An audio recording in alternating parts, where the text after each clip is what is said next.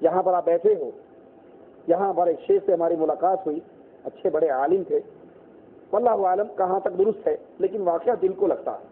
کہا آج سے 50 سال پہلے کسی عرب ملک کے اندر مسلمان نماز پڑھ رہے اور ایک یہودی وہاں سے گزرا اور انہوں نے مسلمانوں کو نماز پڑھتے ہوئے دیکھی. اس یہودی نے کہا یہ کیا کر رہے ہیں؟ سب کے سب اللہ اکبر، ایک ہی لائن میں لگے ہوئے، خاموش، کوئی آواز نہیں، کوئی شور شرابہ نہیں، کوئی دوسرے سے بات نہیں کر رہا، ہر کوئی بندہ اپنا دعائیں پڑھ رہا ہے. کہا یہ کیا کر رہے ہیں؟ کہا یہ نماز پڑھ رہے ہیں. کہا یہ آپ اس میں بات نہیں کرتے؟ کہا بالکل نہیں کرتے. کہا یہ ان کو کوئی چھیڑتا بھی نہیں ہے؟ کہا بالکل نہیں چھیڑتا.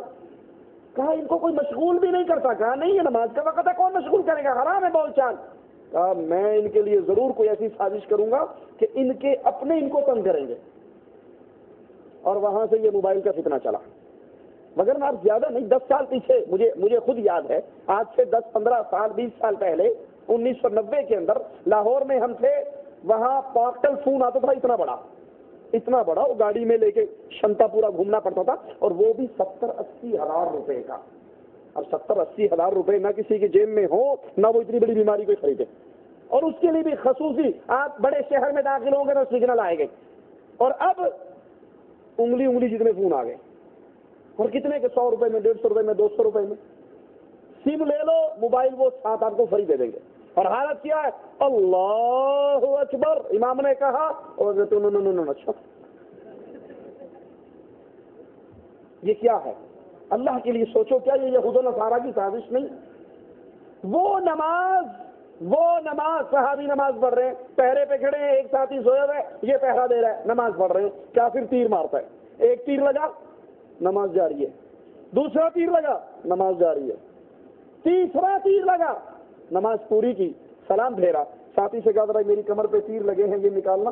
کہا سبحان اللہ، جب پہلا تیر لگا تھا تو آپ نے سلام پھیر کے مجھے کیوں نہیں اٹھا دیا؟ کہا سورۃ کہف کی تلاوت کر رہا تھا اور اللہ سے شرم آ رہی تھی کہ میں تلاوت کو درمیان میں چھوڑ کے تیر نکالوں. یہ تو تلاوت ہے. احمد ابن حنبل رحمت اللہ علیہ رسول اللہ کی حدیث سنا رہے صلی اللہ علیہ وسلم. شاگرد کہتے ہیں میں سامنے بیٹھا، امام کا رنگ تبدیل ہو رہا، امام کے چہرے پہ شدید تکلیف کے آثار. حدیث کا درس پورا کیا، شاگرد سے کہا ذرا میری کمر سے کپڑا اٹھانا، کوئی چیز مجھے کاٹ رہی ہے. کہا میں نے دیکھا تو بچھو کئی جگہ پر ڈنگ مار چکا تھا. میں نے کہا امام جب اس نے پہلا ڈنگ آپ کو لگایا تو اس وقت آپ نے مجھے کیوں نہیں کہہ دیا؟ کہا میں محمد کی حدیث بیان کر رہا تھا، مجھے شرم آئی کہ میں کلام رسول کو درمیان میں چھوڑ کر پہلے اس کو ہٹا.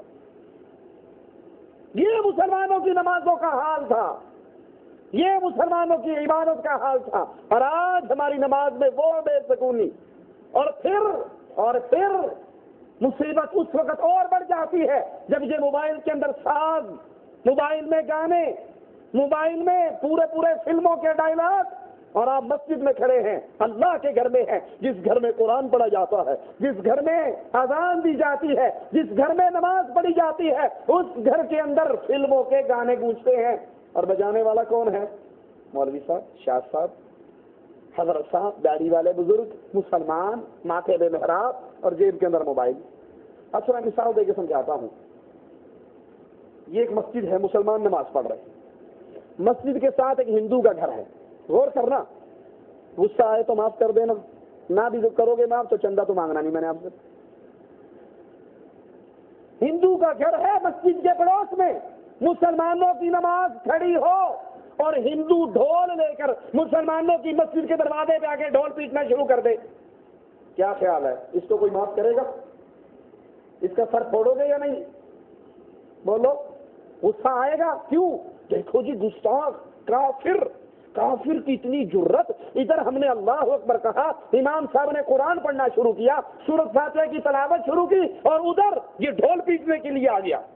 یہ گانا، چلو ڈھول نہ پیٹے، گانا شروع کر دے کسی فلم کا، مسجد کے دروازے پہ کھڑے ہو کے برداشت کرو گے؟ غیرت آئے گی.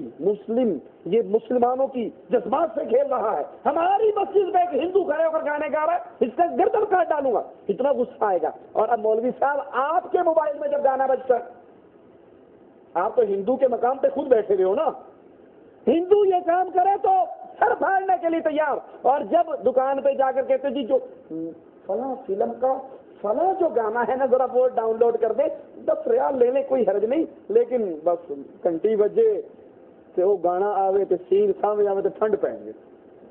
اور جی مولوی صاحب, مولویوں کو تو پتہ ہی نہیں ہوتا نا, مولوی تو بیچارے مولوی اور جو مولوی, یہ جو موسیقی ہے نا یہ روح کی غذا ہے. سنا یا نہیں سنا؟ مولوی نے کیا پتا, لیکن موسیقی روح کی غذا ہے. جب تک رات کو سونے سے پہلے فلاں گانا نہ دیکھ لوں, فلاں فلم نہ دیکھ لوں, فلاں ڈرامہ نہ دیکھ لوں, ٹھنڈ نہیں پہنتی. تو ہم بھی مانتے ہیں کہ واقعی موسیقی روح کی غذا ہے, لیکن روحیں دو ہیں. روحیں کتنی ہیں؟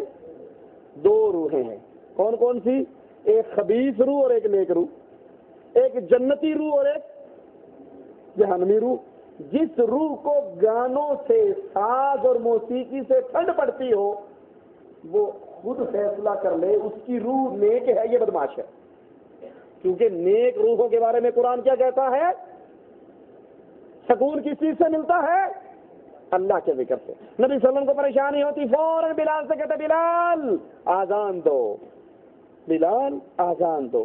نماز پڑھتے آزان دیتے, اور آزان سن کے نماز پڑھ کے میرے نبی کو آپ فرماتے تھے میری آنکھوں کی ٹھنڈک ہے نماز.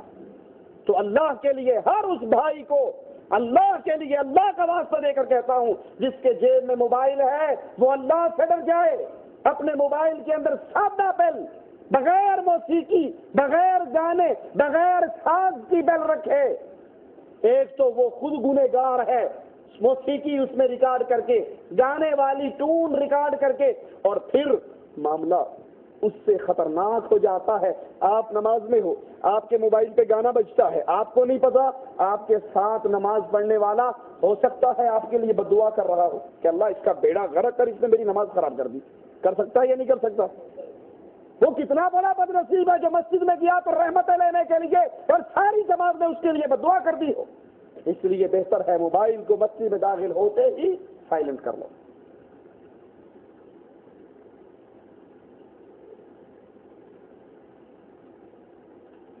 عقیقہ کب کرنا چاہیے؟ سنت ہے کہ 7ویں دن عقیقہ کرنا چاہیے. کسی بھی کام کو پورا کرنے کے لیے وظائف کا پڑھنا قرآن و حدیث کی روشنی میں کیسا ہے؟ دیکھیں, وظائف کو پڑھنا سنت یہی ہے کہ صبح شام کے اذکار پڑھیں, صبح شام کی دعائیں پڑھیں, آپ اللہ کی حفاظت میں آ جائیں گے. جس جس کام کے لیے جو جو اذکار سنت سے ثابت ہے وہ کیے جائیں, وہ ٹھیک ہے. لیکن کچھ لوگوں کا ایک طریقہ کار بن چکا ہے, مولوی کے پاس آتے ہی موزہ کو وظیفہ دسو کو رزق کی پرواہ نہیں ہوئی ہے. جو منہ دیکھو گے نا تو بالکل چھلا چپڑا, نبی علی سنت گل نیڑے ہی کوئی نہیں. وظیفہ دسو جی, کوئی 4 پیسے ہور لبن, کبھی نہیں پوچھیں گے جی مجھے تو وظیفہ دسو, منہ تے داڑھی آ جائے. دین کی طرف کبھی نہیں سوال کریں گے. جب سوال کریں گے یہ آسان طریقہ کے وظیفے پڑھ کے پھونکے مار کے پانی پی پی کے سارا کچھ ہمارے اندر آ جائے, مولویوں کا ڈرامہ بازی ہے. ہاں ویسے قرآن سارا شفا ہے. قرآن کہیں سے پڑھ کے اللہ سے دعا کرو, اللہ سے سوال کرو, اللہ عطا کرے گا. لیکن یہ وظائف کا خاص ایک دھندا جو ہے وہ اس وقت دھندا بن چکا ہے تعویذ بیچنے والوں کا, اس سے بچنا چاہیے. وگرنہ قرآن شفا ہے. جہاں سے بھی قرآن پڑھیں, اللہ سے سوال کریں, مالک عز و جل انسان کو شفا دے دیتا ہے. جیسے سورۃ فاتحہ کے بارے میں اسپیشل آتا ہے کہ سورۃ فاتحہ یہ سورۃ الشفا ہے, اس کو پڑھ کے دم کیا جائے. جیسے وہ صحابی کا واقعہ ہے, کسی سردار کے بچھو کاٹ گیا تھا اور آپ نے اس کو دم کیا, فاتحہ پڑھ کے اللہ نے شفا دے دی.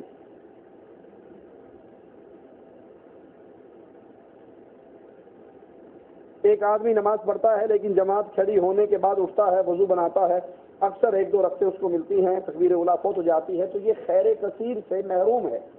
خیر کثیر سے محروم ہے. فرض اس کا ادا ہو گیا, لیکن تکبیر اولیٰ میں کے ساتھ نماز پڑھنے میں جو کچھ اللہ نے رکھا ہے اس سے یہ محروم ہو گیا. سبحانک اللہم و بحمدک اشہد ان لا الہ الا انت استغفرک و اتوب الیک.